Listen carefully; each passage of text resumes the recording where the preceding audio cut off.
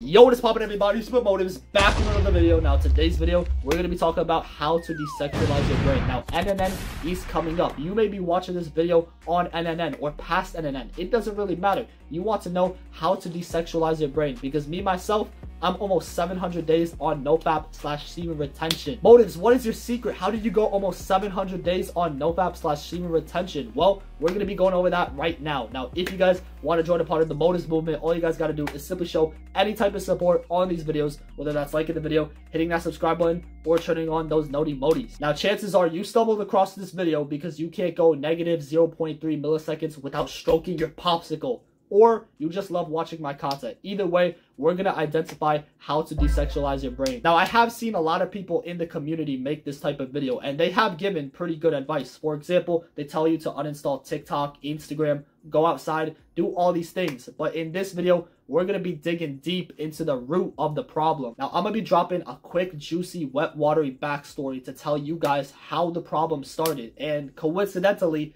it started when I first got my first iPhone, or first ever phone in general, and that was the iPhone 5C. I remember as soon as I got that phone, I went home and I started installing every single app you could name. Like, not only just games, but social media apps. And so when I installed Instagram, I could clearly remember this exact experience. I installed Instagram, right? I made an account, you know, boop, boop, boop. Okay, I can't wait to chat with my friends. And guess what? My friends didn't pop up. The first video I saw was literally of a girl twerking. She was literally twerking. Like, she almost basically didn't have anything on her cake. Like, her cake was flabbing like pancakes. I was like, yo, like, bro, the Motives, when Motives saw this, I unlocked like a third eye, but like not a good eye, an evil eye. And when I was seeing this, I was like, yo, what am I looking at? I'm not supposed to be able to like watch this type of stuff. And that's where that funny feeling started happening down there. Now, I don't know if you guys have ever watched My Villain Academia, but you know when Deku goes 100% plus ultra, and you see all like the lightning and the veins in his hand? Imagine that, but on my glizzy. Like, I'm not even gonna cap. That day, my glizzy literally unlocked one for all because I could feel every single blood cell moving in there. But the pleasure and adrenaline and the amount of dopamine I was getting from this feeling would never be replicated again. But I would try to replicate it. You know what I'm saying? I did hundreds of sessions of going, oh, but I would never get that same feeling again. And I'm not gonna lie, from this very point on, everything started to go downhill. I was literally addicted to it. Like, I was addicted. Like, every day I would run home from school, I'd be on my bed. Oh, like, as soon as I got an urge, as soon as I popped open Instagram and saw a fat, jiggly, jello-y cake, I started relapsing. Now, I'm not gonna lie, this was the downhill of young Tibbs, and this was the opening. This is where down bad Tibbs emerged from his domain. Like, this dude literally did a domain expansion of negative energy because this was the start and the finish to his new life. And basically from this point, it was very dark because I remember I would literally be walking in school, right? And I would just see some big juicy cake from the girls in my class. You know what I'm saying? Like, I just had that mentality. I would just like analyze the circumference of each cake. And when I went home from school, I would go in my bed and imagine that cake. And as I'm watching the video, I'm like, yo, imagine that cake you saw from school. I would imagine it with that girl, and I would think that that girl in the video was the girl that I saw at school. And I'd be like, oh, why was Down Bad Tibbs afraid to talk to these girls? Well, because he literally already imagined in his head a whole scenario. Hey.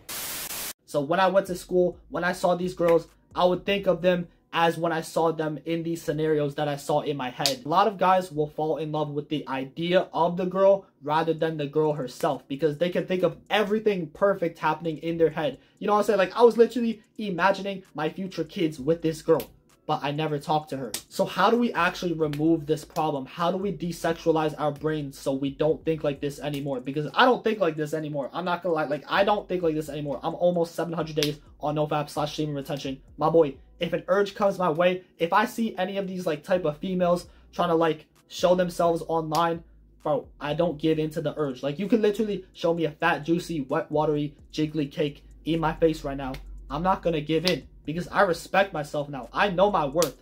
I know that I shouldn't be castrating myself to pixels on a screen. My storage literally just ran out. But anyways, back to the topic. We're not even talking about semen retention and NoFap anymore. We're literally talking about your basic habits. Does your future wife want to be with someone that plays video games all day, that doesn't work out, and releases to random girls on their screen? Of course not. She's gonna want to be with someone that not only respects her, but themselves. Stop right there. Before you end up relapsing, before you get into that urge, ask yourself, how would God feel about this? How would God feel about you committing this sin? Because after all, this is a sin that you're doing. And you know what I'm saying? We don't do sins around here, because on this channel, we rebuke the kingdom of darkness.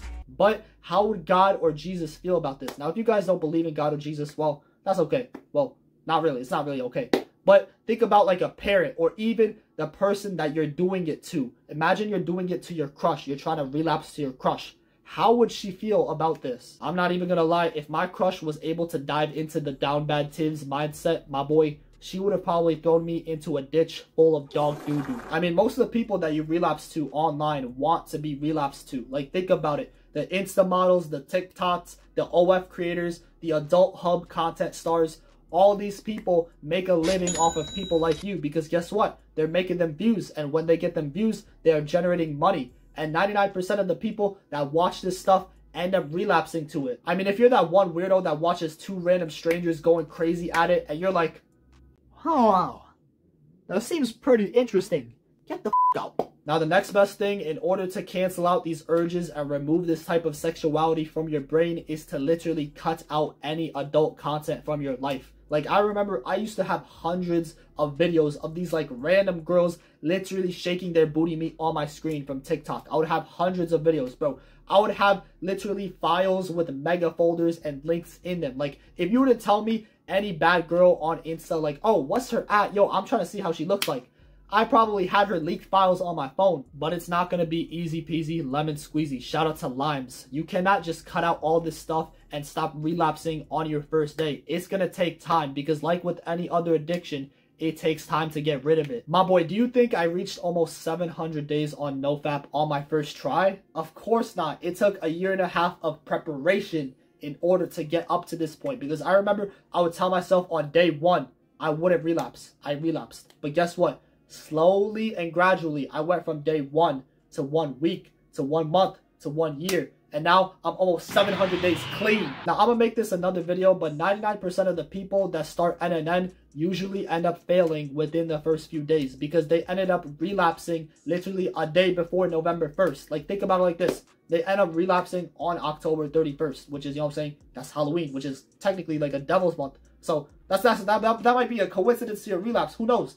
But you end up relapsing the day before NNN starts. So automatically, your discipline is going to be low. But see, if you actually prepared beforehand, if you actually started NoFap maybe a month or two prior to NNN, then you would actually see some results. I'm not saying you should desexualize your brain just so you could participate in NNN. I'm not saying that. What I'm saying is that you should start doing these things as a lifestyle. You shouldn't be doing it just for a month and then go back to your old habits. My boy, it's a lifestyle. The benefits are real. Like, look at me, my boy. Like, you see my physique. You see my mindset. I'm growing not only in my body, but also spiritually. This is another video topic, but there are benefits spiritually to retaining your seed, because you are retaining all that energy. So think about it like this. The more you retain that energy, the more energy you're going to output, the more energy you're going to have. Like, think about it like in Dragon Ball. Do you think like Goku is constantly releasing his seed? Nah, my boy, he doesn't have time for that. Like, he already has a wife, but he doesn't have time for that, because he's constantly transmuting that sexual energy into his fights. And when you are releasing your seed constantly every single day, you're going to feel lazy. You're going to feel tired, because you're literally castrating yourself. You are literally releasing all that energy that your body has stored.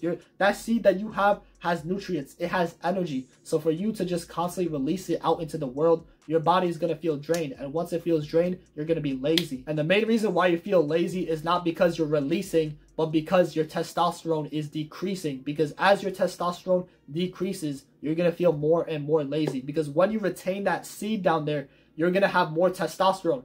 And once you get that testosterone, you're going to be able to transmute that sexual energy. And I mean, when you relapse, you're giving into lust and temptation. And that is a sin. I don't think you have to be a follower of Christ or God to know that this is a bad thing. Because, you know what I'm saying? After you release, after you experience those few seconds of pleasure, guess what? That post-nut clarity hits. And now you feel guilty of yourself. Like, you can't even look yourself in the mirror. And I mean, if you made it to this point in the video and you're still making excuses on whether or not to beat your meat, my boy, How long are you gonna continuously stroke your glizzy for? Like, I mean, technically, it's kind of sus. It's kind of weird to think about that we stroke our own popsicles every single day. But nah, that's not me. That's not me. I'm trying to become the best version of myself. I'm trying to retain for gains. Because on this channel, we rebuke the kingdom of darkness and we embrace the kingdom of righteousness, of lightness.